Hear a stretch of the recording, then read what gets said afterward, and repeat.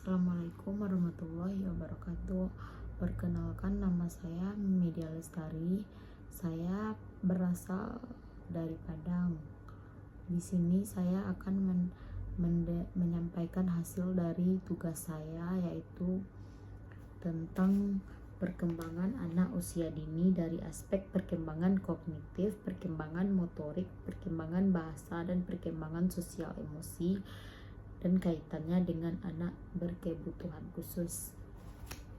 Di sini saya akan menyampaikan yang pertama, hakikat perkembangan pada anak usia dini. Menurut Dimyanti dan Mujiono Sagala 2011, pembelajaran adalah guru secara terprogram dalam desain instruksional untuk membuat belajar secara aktif yang menekankan pada penyediaan sumber belajar. Dalam Undang-Undang Nomor 20 Tahun 2003 tentang Sistem Pendidikan Nasional, Pasal 1 Ayat 20 dinyatakan bahwa pembelajaran adalah proses interaksi peserta didik dengan pendidik dan sumber belajar pada suatu lingkungan belajar. Pembelajaran adalah proses komunikasi dua arah antara orang dewasa, pendidik, dan anak-anak, di mana terdapat perubahan tingkah laku pada diri anak, baik dari aspek pengetahuan kognitif, sikap afektif, dan psikomotor yang dihasilkan, dan pentransferan dengan cara pengkondisian lingkungan belajar serta bimbingan untuk mengarahkan anak sesuai dengan tujuan yang telah ada. Pembelajaran adalah usaha sadar dari guru untuk membuat anak belajar, yaitu terjadinya perubahan tingkah laku pada diri anak yang belajar, di mana perubahan itu dengan didapatkannya kemampuan baru yang berlaku dalam waktu yang relatif lama dan karena adanya usaha. Pembelajaran anak usia dini menurut Hartati 2005 merupakan proses interaksi antara anak, orang tua, atau orang dewasa dalam suatu lingkungan untuk mencapai tugas perkembangan. Interaksi yang dibangun tersebut merupakan faktor yang mempengaruhi tercapainya tujuan pembelajaran yang akan dicapai. Hal ini disebabkan interaksi tersebut mencerminkan suatu hubungan di mana anak akan memperoleh pengalaman yang bermakna, sehingga proses belajar dapat berlangsung dengan lancar.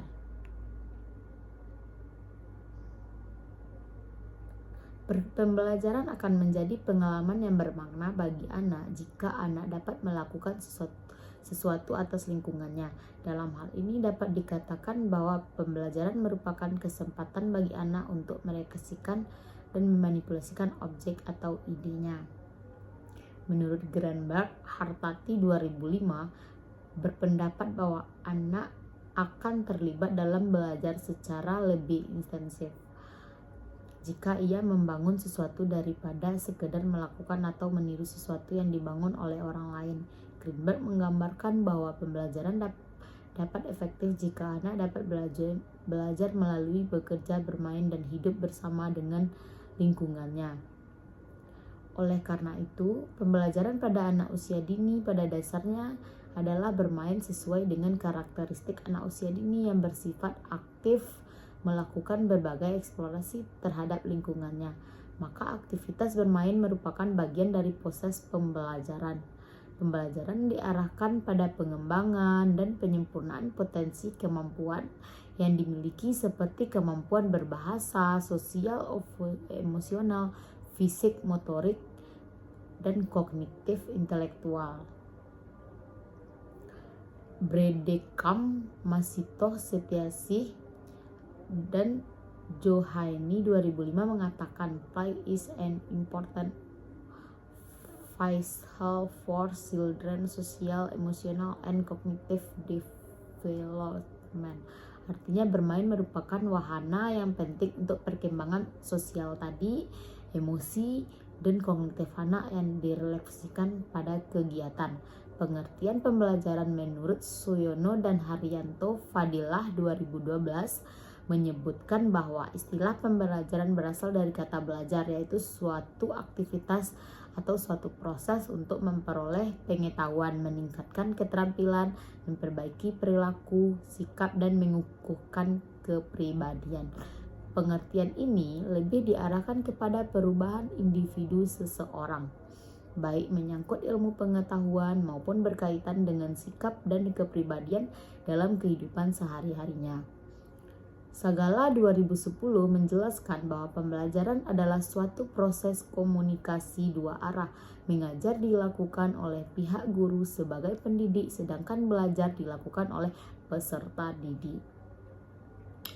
Untuk terlaksananya pembelajaran yang optimal di PAUD diperlukan program yang terencana yang menyediakan sejumlah pengalaman belajar yang dapat mengembangkan seluruh potensi dan aspek perkembangan secara optimal. Sebagai rencana kurikulum harus benar-benar memenuhi kebutuhan anak sesuai dengan tahap perkembangannya. Kurikulum termasuk kurikulum PAUD selalu dinamis, selalu berubah seiring dengan lanjutnya perkembangan masyarakat dan perkembangan ilmu pengetahuan dan teknologi. Keberhasilan proses pembelajaran anak usia dini ditandai dengan pencapaian pertumbuhan dan perkembangan anak usia dini secara optimal dan dengan hasil pembelajaran yang mampu menjadi jembatan bagi anak usia dini untuk menyesuaikan diri dengan lingkungannya dan perkembangan selanjutnya. Undang-Undang Nomor 20 Tahun 2003 tentang Sistem Pendidikan Nasional menyebutkan bahwa kurikulum adalah seperangkat rencana dan pengaturan mengenai tujuan, isi, dan bahasa pelajaran serta cara digunakan sebagai pedoman penyelenggara serta kegiatan pembelajaran untuk mencapai tujuan pendidikan tertentu. PAUD merupakan pendidikan yang paling fundamental karena perkembangan anak di masa selanjutnya sangat ditentukan oleh berbagai stimulasi bermakna yang diberikan sejak usia dini. Kurikulum 2013 pendidik anak usia dini bertujuan untuk mendorong perkembangan potensi anak agar memiliki kesepian untuk menempuh pendidikan selanjutnya. Memaknai kesiapan menempuh pendidikan selanjutnya mencakup kemampuan-kemampuan yang diperlukan untuk menjunjung keberhasilan anak dalam mengikuti pendidikan di jenjang lebih tinggi.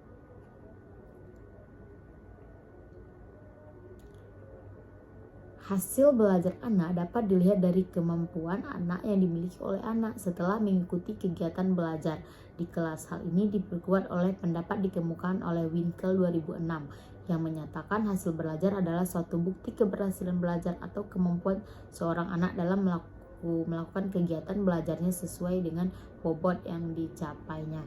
Tujuan pembelajaran pada dasarnya merupakan harapan, yaitu apa yang diharapkan dari anak sebagai hasil belajar, memberi batasan yang lebih jelas tentang tujuan pembelajarannya, yaitu maksud yang dikomunikasikan melalui pernyataan yang menggambarkan tentang perubahan yang diharapkan dari anak tersebut.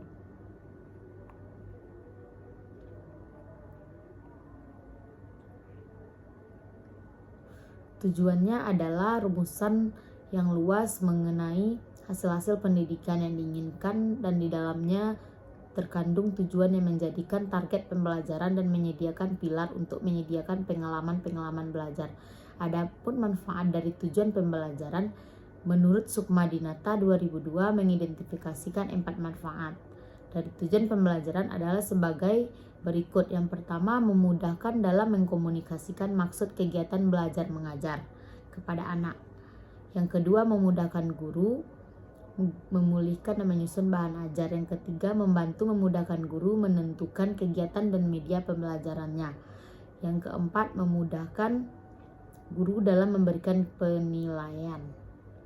Berdasarkan uraian di atas dapat disimpulkan bahwa tujuan pembelajaran adalah rumusan secara terinci apa saja yang harus dikuasai oleh anak sebagai akibat dari hasil pembelajaran yang dinyatakan dalam bentuk tingkah laku yang dapat diamati dan diukur dari perkembangan 4 aspek tadi, yaitu aspek perkembangan kognitif, perkembangan bahasa, motorik, dan perkembangan sosial emosinya. Sekianlah hasil presentasi saya tentang perkembangan anak usia dini dari aspek perkembangan kognitif, motorik, bahasa, dan sosial emosi, dan kaitannya dengan anak berkebutuhan khusus. Saya ucapkan assalamualaikum warahmatullahi wabarakatuh.